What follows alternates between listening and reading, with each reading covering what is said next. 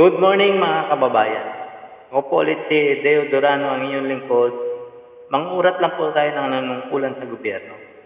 Bakit nga po ba masyadong minamadali ng mga kongresista at senador si Nini Pimentel, si Pimentel na iumpisan agad ang impeachment trial ni VP Sara?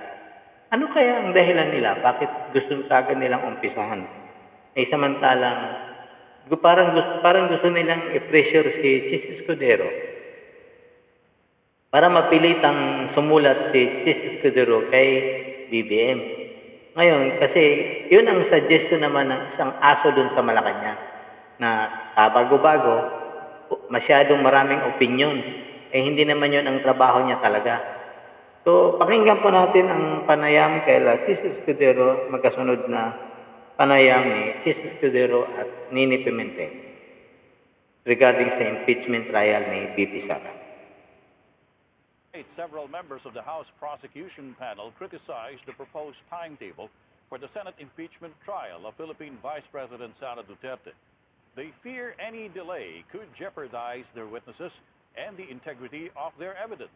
RG Cruz has tonight's top story. Senate Minority Leader Aquino Pimentel III says Senate President Francis Escudero gave his fellow senators copies of his proposed timetable for the impeachment trial of Vice President Sara Duterte even before he made it public. Despite this, Pimentel is determined to convince his colleagues to convene as an impeachment court as soon as possible. The senator argues this will not count as a legislative session. Binibigyan niya kami ng advance copy para siguro mag-react na. Pero walang nagbago sa mata ni Senate President. June 2 pa talaga namin ikilusan opisyal ang impeachment. Kailangan naka-legislative session kami sa kanyang paniniwala. Doon kami nagkakaiba. While they differ on the impeachment schedule, Pimentel and Escudero both disagree with the proposal of the Palace press officer for senators to write to President to ask for a special session of Congress for the trial. Hindi ko naman gagawin yung ayokong gapangin yun out of respect to the Senate President. Patawarin na lamang natin sa bago lang siya at baka excited pa. A secretariat has been created by the House to assist.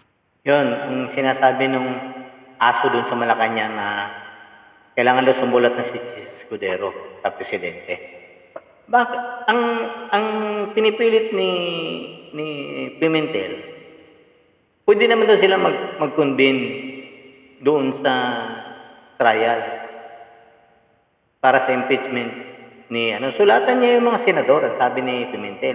Ang sabi naman ni Chis Escudero, nasa batas natin yan, mag-special session lang tayo, hindi kasama yung impeachment. Pag may mahalagang batas na aaprubahan ang presidente. Yun daw yung sinasabi, kaya sinasabi ni Pimentel na hindi sila magkaiba sila ng opinion. Hindi natin alam kasi ang sinasabi ni Chis Escudero, pwede kami mag-special session. Pero wala sa batas kasi yung impeachment na yan. Ang special session, pwede ako magpatawag ng ang presidente ng special session. Pero dapat may gagawin kaming batas na urgent. Hindi impeachment trial. Kasi nga po, hindi daw kasama yan. Doon daw sila nagkasalungat ni Pimentel. Yun ang sabi ni Pimentel. Bakit magkaiba? Paras naman silang abogado ang interpretasyon nila sa batas. Bakit kailangan magkaiba? O talagang pinipressure nyo lang si Chis Escudero para umpisa na yan? Para mapilitan si Chis Escudero sumulat sa presidente na umpisa na natin ito. Ano bang mapapala ng Pilipino dyan sa impeachment trial ni VP Sara? Hindi nila nakikita na 47% na ayaw nga ituloy ang impeachment trial na yan. Dahil bunga lang yan ang pagkawatak-watak ng mga Pilipino. Bakit ba pinipilit nilang madaliin? Marami pang petisyon sa Korte Suprema yan. Bakit ayaw mo na nilang hintayin yung petisyon ng Korte Suprema? Once na ma-dismiss yung petisyon ng tatlong nila VP Sara doon, na tatlo, na ihinto yung impeachment trial na yan. Tapos, i-dismiss ng Supreme Court. Tapos, ang desisyon ng Supreme Court, ituloy yan. Doon na lang siguro tayo kasi mayroon namang karapatan naman nila ng lahat yun Lumapit sa korte. Kung may anong pamamaraan ang gusto nilang gawin. Karapatan ng bawat Pilipino yan. Hindi lang karapatan ni BP Sara yan. Kaya lang, nagpetisyon sila dahil siya yung involved dun sa kaso. Mayroon pang bagong petisyon ngayon. Mayroong isang petisyon doon ng isang abogado na i-identify doon ng Supreme Court. Ano ba yung word with doon sa batas ng impeachment, sa saligang batas? Kailangan daw apurahan na agad yung impeachment. So gusto niyang malaman ang dahilan kung ano yung ibig sabihin talaga nung word na yun doon sa na kailangan agad-agad umpisahan. Kaya nga nagtataka lang ako to kay Pimentel, bakit atat na siya ngayon doon sa impeachment trial ni BP Sara? Hindi ito ganitong tao maprinsipyo ito. Bakit? Ano kaya ang ibig sabihin niya? Dahil tatakbo siyang congressman sa Marikina? Kailangan niya ng funding? O hindi kaya nabulungan ito ni Tambalos? Hindi lang natin alam kasi bakit bigla-bigla siya. Alam naman, ang paliwanag ni Chis Escudero, kailangan natin hintayin yung mga senador. Kasi ang mangyayari dyan, imbis 19th Congress, mawawala na yung mga tinalaga ni Tambalos na prosecutor. Yung 20th Congress ang nang tatayo na prosecutor dyan. Kaya yun din ang problema nito mga congressman na ito. Gusto nito makita sa camera, magsikat-sikat sila dun sa impeachment trial sa Senado. So pakinggan po natin ang dahilan ni Chua naman. Bakit niya kailangan madaliin ang impeachment trial ni Chua at ni Bongalon. Congressman Bongalon at Congressman Chua. At itong mga to, hindi ko lang alam, pareho itong mga tatakbo. Baka ako mayroong bulong nito si Romualdez na pag naopisan nyo yan, alam na this. Additional. Pakinggan po natin ang kanilang mga salaysay. Kasi po talagang atat-atat itong mga to, hindi ko maintindihan. Bakit? Ano bang mapapala ng mga Pilipino dyan sa impeachment trial na yan? Ang mapapala lang yan, maliwanag na watak-watak na. Watak-watak ang Pilipino. Di ba po? Pakinggan niyo po sila. Prosecutors. A member of the panel, however, insists it's still a long wait for the proposed July 30 start of the trial. Congressman Joel Chua points out the 5-month-long wait could open the prosecution's witnesses and evidence to greater risks. Nanganganib po yung mga ebidensya po namin at yung mga testigo po namin. Yan lang naman po yung sa amin. Kaya po gusto lang po namin din ito masimulan. But the Senate chief is Tamo yung sabi ni Congressman Chua, nanganganib ang kanilang ebidensya at mga witness.